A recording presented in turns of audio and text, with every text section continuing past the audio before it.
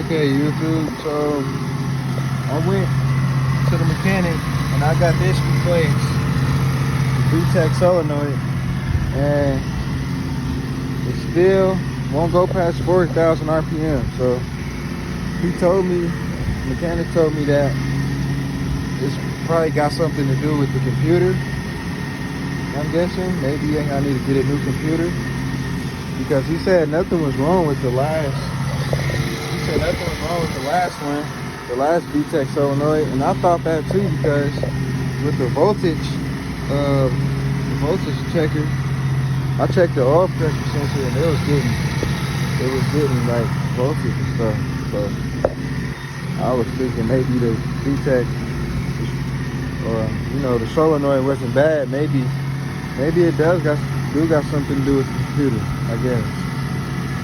Because everything else, the car drives fine. It's just, it won't go past 4,000. So gonna be seeing about that. Maybe y'all can let me know about some more stuff about the computer in the comments below. And yeah, I'll be back with another video once that happens. And thank y'all for subscribing, and